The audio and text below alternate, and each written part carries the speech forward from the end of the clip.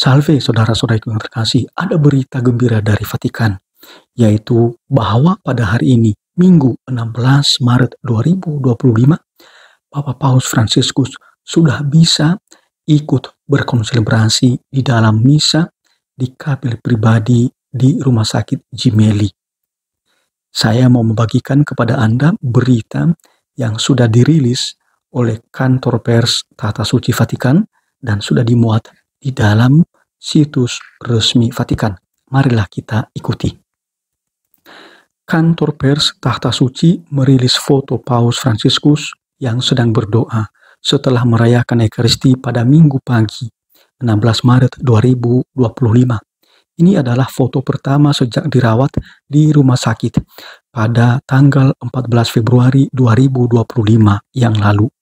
Kondisi kesehatan Bapak Paus Fransiskus tetap stabil dan terapi pernapasan serta fisioterapi terus berlanjut. Demikian ringkasan berita yang ditulis oleh Salvatore Cernuzio dalam situs resmi vaticannews.va yang berjudul Pope Francis celebrates Mass in the Private Chapel of Gemelli Hospital, atau Paus Fransiskus berkonselebrasi pada misa di kapel pribadi Rumah Sakit Gemelli. Berita ini dirilis pada tanggal 16 Maret 2025 pukul 19.14 waktu Roma. Dalam foto tersebut, Bapak Paus Fransiskus difoto dari belakang.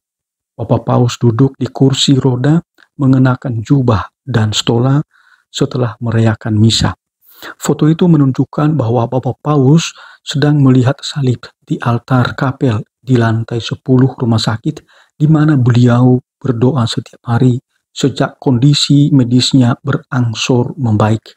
Ini adalah foto pertama Paus Fransiskus sejak ia dirawat di rumah sakit Gemelli, Roma pada tanggal 14 Februari 2025 yang lalu. Kantor pers Tahta Suci mendistribusikan foto itu pada Minggu malam, 16 Maret 2025.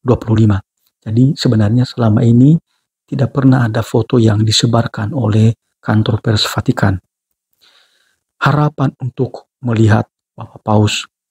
Selama beberapa hari ini, para jurnalis dan masyarakat umum telah meminta foto Bapak Paus. Yang terakhir terlihat lebih dari sebulan yang lalu ketika di kediamannya di Santa Marta sebelum dirawat di rumah sakit. Paus menerima anggota Yayasan Gaudium et Spes Spanyol. Sejak saat itu tidak ada seorang pun selain para dokter yang merawatnya dan para kolaborator terdekatnya yang dapat melihat Bapak Paus. Namun suara Bapak Paus terdengar dalam klip audio yang diputar pada tanggal 6 Maret selama doa Rosario di lapangan Santo Petrus, di mana Bapak Paus memberkati umat beriman dan berterima kasih kepada mereka yang telah mendoakannya selama masa sakitnya.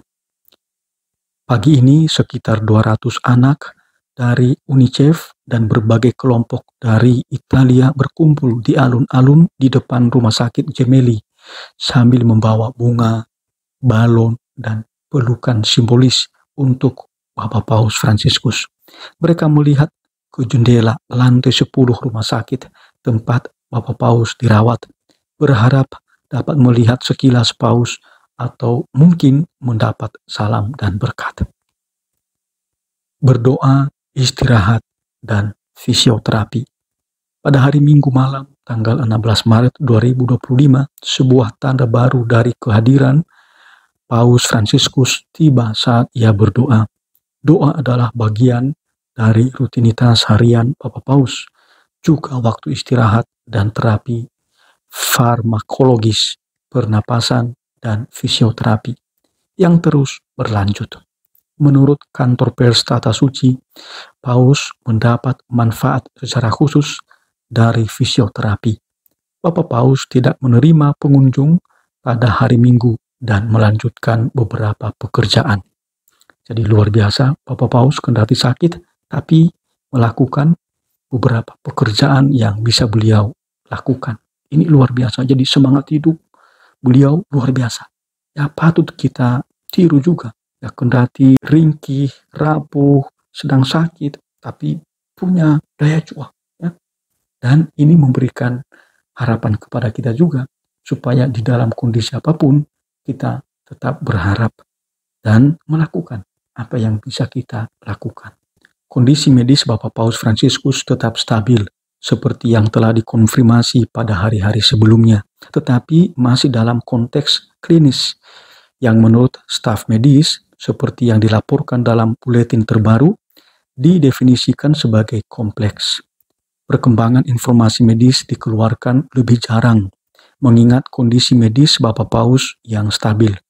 Pada saat yang sama, kantor pers Tahta Suci terus memberikan informasi terbaru kepada para jurnalis setiap hari tentang kesehatan Bapak Paus.